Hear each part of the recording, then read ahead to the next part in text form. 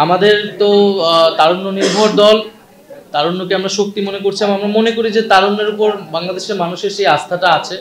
বাংলাদেশের মানুষ নতুন নেতৃত্ব, তারুণ নেতৃত্ব দেখতে চায়। তবে এরকম তার মানে এই না যে আমাদের দলে শুধু তরুণরাই থাকবে। আমরা তরুণরা যারা আমরা সংগঠিত ছিলাম আন্দোলনের মাধ্যমে, আমরা আন্দোলন পরবর্তী সময়ে আমরা এক হতে পেরেছি, তারা আমরা এই দলটার যাত্রা শুরু করেছি। এবং আমাদের যাত্রাপথে আসলে সমাজের নানা শ্রেণী পেশার, নানা বয়সের মানুষরা এসে যুক্ত হবে।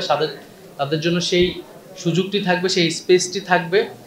এবং আমরা মূলত আমাদের যে পরবর্তী সাংগঠনিক কার্যক্রম সেখানে মূলত আমরা আগ্রহী হব, মনোযোগী হব।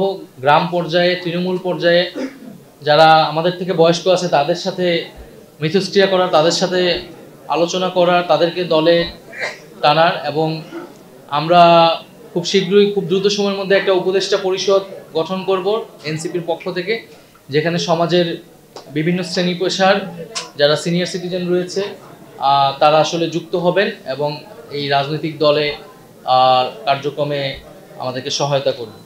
এই বিদ্যমান পরিস্থিতিতে নাগরিক পার্টির পক্ষ থেকে, এনসিপির পক্ষ থেকে আমরা উদ্বেগ প্রকাশ করছি। অন্তর্বর্তী সরকারের প্রতি আমরা আহ্বান জানাচ্ছি, অন্তর্বর্তীকালীন সরকারের প্রতি আহ্বান জানাচ্ছি জনপরিসরে যাতে নারীর নিরাপত্তা নিশ্চিত করা হয়, সেজন্য সরকার যাতে কঠোর অবস্থান গ্রহণ করে। নারী নিপীড়নকারীদের যাতে দ্রুত সময়ের মধ্যে যথাযথ বিচারের আওতায় আনা হয়।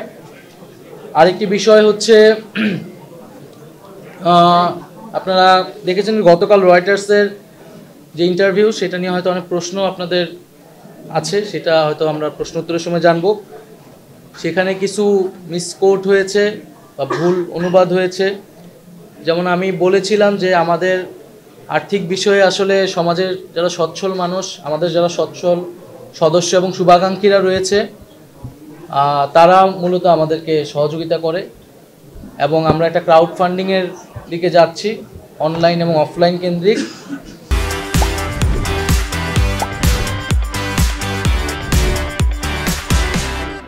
যেই ক্রাউড ফান্ডিংয়ের মাধ্যমে আমরা আমাদের কার্যালয় স্থাপন সহ আমরা ইলেকশন যে ফান্ড সেটা রেইজ করব। তো সেটার একটা ভুল অনুবাদ দেশের বিভিন্ন গণমাধ্যমে আসলে এসেছে, সেটা একটু সংশোধনের জন্য আমার অনুরোধ থাকবে। দ্বিতীয়ত, বর্তমান পরিস্থিতি সম্পর্কে আমি বলেছি যে এবছর নির্বাচন করা সম্ভব নয়। আমি ঠিক এইভাবে কথাটা বলি নাই। আমি বলেছিলাম যে এখন দেশের যে আইন শৃঙ্খলার পরিস্থিতি, সেই পরিস্থিতিটা পুলিশ যেরকম নাজুক অবস্থায় আছে, এইরকম নাজুক অবস্থায় নির্বাচন করাটা অনেক বেশি কঠিন হবে। এবং এই পুলিশ প্রশাসনের কিন্তু একটা সুষ্ঠু নির্বাচন করার অভিজ্ঞতা দীর্ঘদিনের নেই, তাদের সক্ষমতা পরীক্ষা হয় না দীর্ঘদিন ধরে। সেই জায়গা থেকে আমি বলেছি যে আমাদেরকে অবশ্যই নির্বাচনের আগে এই যে পুলিশিং ব্যবস্থা আছে, আইন শৃঙ্খলার যে পরিস্থিতি আছে, সেটাকে অবশ্যই উন্নত করতে হবে। এবং সেটার জন্য সরকারের পাশাপাশি রাজনৈতিক দলগুলো যারা রয়েছে, বিভিন্ন সামাজিক শক্তি যারা রয়েছে, তাদেরকেও এগিয়ে আসতে হবে এবং সহযোগিতা করতে হবে। এবং নির্বাচন যে কোনো সময়ের জন্য, মানে নির্বাচনের জন্য নাগরিক পার্টি তার মানসিকতা এবং প্রস্তুতি রয়েছে। এবং আমরা নির্বাচন সামনে বলেছি যে আমরা আমাদের জায়গা থেকে গণপরিষদ নির্বাচন দেখতে চাই জাতীয় সংসদের পাশাপাশি।